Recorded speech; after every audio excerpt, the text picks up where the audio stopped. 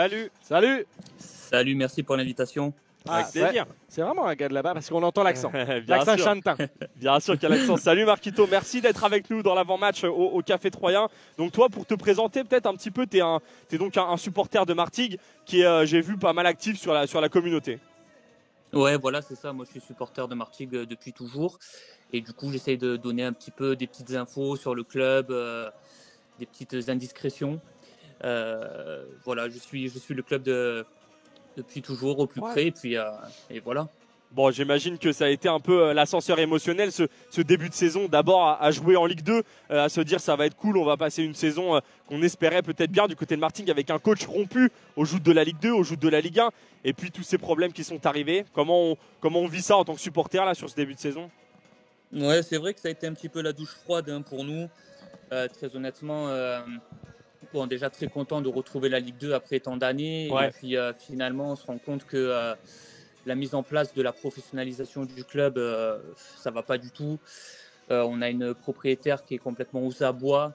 Ouais. On se pose la question de savoir si elle est vraiment au courant de comment ça se passe de gérer un club de foot. Voilà, bon, un coach qui a viré la moitié des joueurs qui ont participé à la montée. Ah oui, c'est jamais bon signe. Voilà, c'est pas bon signe. Alors là, on l'a vu contre Guingamp le match dernier où il a remis un petit peu des joueurs. Et le jeu qui a été proposé était largement mieux, mais ça a été compliqué. On s'est retrouvé un petit peu avec des gens qu'on a recrutés, on ne sait même pas d'où. Donc, non, c'est très très compliqué. Les événements extrasportifs. Hier, on est passé à la DNCG avec la confirmation d'interdiction de recruter jusqu'à la fin de la saison. Voilà, donc non, c'est très très compliqué. Ouais. Après, c'est la spirale. Tu parles justement des joueurs qu'il a un petit peu virés. Je t'avais interpellé à l'intersaison, je ne sais plus si c'était avec mon compte perso ou celui du café, et je t'avais demandé des informations sur Cervantes justement, et pourquoi il n'allait pas être conservé. Et donc c'est peut-être une des raisons, hein. C'est l'arrivée de Lorraine qui a fait que ce genre de joueurs ont été, on va dire, remerciés et renvoyés de là où ils venaient. Non, du tout. Cervantes était là en prêt.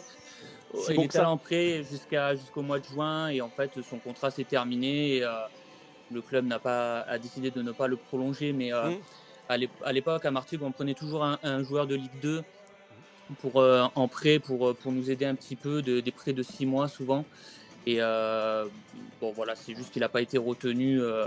Joueur de Ligue 2, Cervantes. Il n'a pas joué énormément de chez nous. Ça fait partie de ces paris qu'on avait fait chez nous et qui n'ont pas confirmé. Marquito, en tout cas, il y a peut-être cette parenthèse un peu plus légère pour le club de Martigues, c'est la Coupe de France, où vous êtes encore en liste et où vous arrivez en 32e de finale. Ça doit faire un peu plaisir à tous les supporters. Absolument, c'est un petit peu notre petit rayon de soleil, on va dire. Les 32e en plus contre Bourgoin-Jallieu, bon, si la logique est respectée, voilà. Ça peut passer, ça peut passer. Après, on ne sait jamais, mais ça peut passer. Et c'est vrai que si on arrive à peut-être avoir un 16e de finale, et surtout à Turcan, retrouver notre stade aussi, ça sera déjà pas mal. Oui. Il est en travaux, c'est ça. Voilà, c'est ça. Il n'est pas homologué Ligue 2. Et normalement, la fin des travaux devrait arriver début janvier. Donc, si on arrive à jouer la Coupe de France là-bas, le prochain tour en tout cas, sur les 16e de finale, ça peut créer un petit engouement. Et relancer parce que bon, le championnat, c'est pas fameux, quoi. C'est compliqué, forcément. Peut-être, je sais pas, Guillaume, est-ce qu'on a le 11 titulaire là de cette équipe de Martigues? Tu l'as pas encore? Non, ils l'ont pas sorti. Il n'a pas été communiqué. Je suis sur Twitter, mais il n'y a pas encore. Mais je sais pas si tu peux. Non, il sera à la Marquito, dernière minute à chaque fois chez nous. Ah ouais, c'est vrai. Faut aller sur MPG pour avoir des infos, non? Ça brouille les pistes. Bah peut-être Marquito, tu peux nous dire un peu les forces en présence là. Est-ce qu'il y a des joueurs sur lesquels on doit peut-être se méfier plus que d'autres ce soir? Solvay est suspendu pour carton rouge encore, j'ai vu. Enfin, je dis encore. C'est ça, Solvay. C'est son 3e de la saison. Absolument, 3e de la saison en 9 matchs. C'est juste énorme. Tous les 3 matchs. J'ai vu la stat passer. C'est le recordman, je crois, le joueur qui a eu le plus de cartons rouges en Ligue 2 en si peu de temps, un truc comme ça. Ah ouais, c'est ça, une fois tous les 3 matchs, c'est énorme. C'est énorme. Et en plus, c'est un bon élément, honnêtement. Et il fait des matchs très intéressants. Et je sais pas, peut-être au niveau psychologiquement, il craque à chaque fois. En plus, dans des fins de match, etc. Donc c'est un peu délicat. On a aussi Leandro Morante qui est actuellement blessé à la cheville, donc en charnière centrale. Ça nous affaiblit un petit peu parce que derrière, honnêtement, Gauthier qui peut le remplacer, mais qui est quand même très très jeune, qui vient de l'équipe réserve. Ouais. Voilà, mais avec Loré aujourd'hui, j'ai l'impression qu'à chaque match, il tente une nouvelle compo. Ouais. On n'arrive pas à sortir un vrai 11 de base du FCM, et comme les compos elles arrivent à la dernière minute, c'est très très difficile de voir quel joueur il met en place, quoi. Ouais. Pour nous, les supporters, on a du mal à suivre. Là, elle est sortie sur MPG. Alors après, on sait très bien que les positions sont pas terribles. C'est peut-être par rapport aux dernières. Ouais, j'ai je sais pas comment Maria, MPG peut Amraoui, Fallette, Gauthier et Ja en défense. Ce serait ça. Ouais, ça peut, bien sûr, oui. Kembolo, ensuite en 6. Tlili, Sibi, Bamba et Robin en milieu un peu plus offensif. Et Outro devant. Alors il y a peut-être des coquilles. Ouais, voilà, c'est possible. Peut-être j'aurais mis Belloumou à la place de Bamba. Alors ça c'est le 11 qui est sorti sur MPG, donc j'imagine que qui n'est pas officiel. Les noms sont plus ou moins bons. Après c'est les positions qui ça sont. Mais nous ils nous ont mis s'ils ont mis Rupard devant, ça va. Ouais. Parce que là Kanté, en effet. Tout à l'heure, il y a une story qui est sortie sur Instagram, l'Instagram du club. On a vu un petit peu les maillots. Il y avait notamment le maillot d'Orinel qui était prêt, qui fait partie donc des joueurs qui ont participé à la montée et qui n'a jamais joué, en tout cas en tant que titulaire. Et donc, ça serait une première cette saison. Je sais qu'il est rentré contre Guingamp. Ça a été très intéressant, mais voilà, est-ce que Loré va lui faire confiance?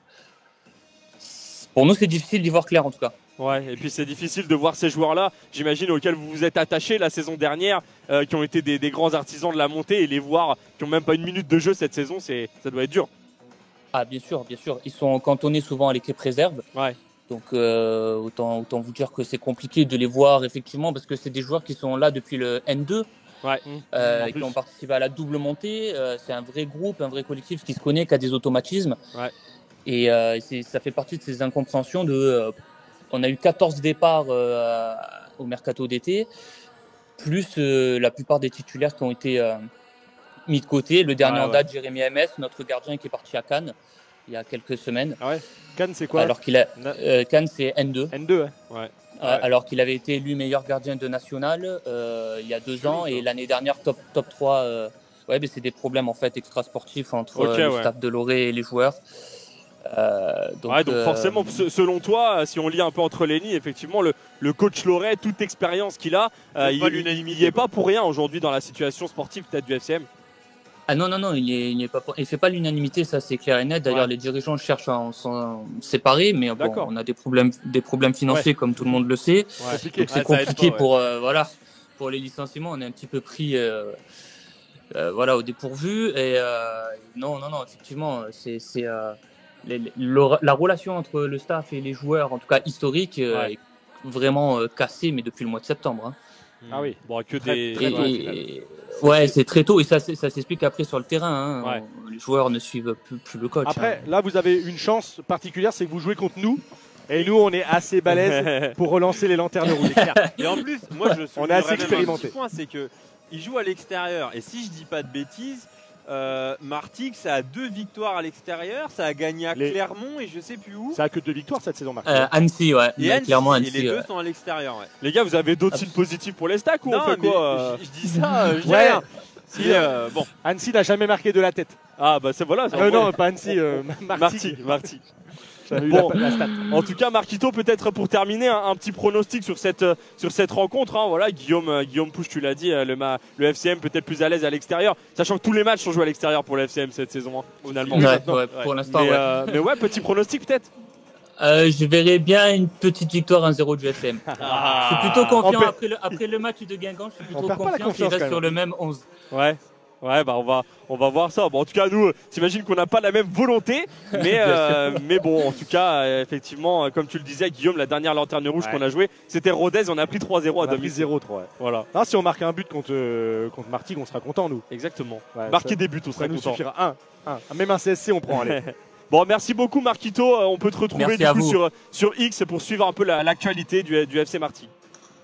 Merci beaucoup, merci. Merci Marquito, bonne soirée. Bonne soirée, bon match. Salut, merci. Ciao.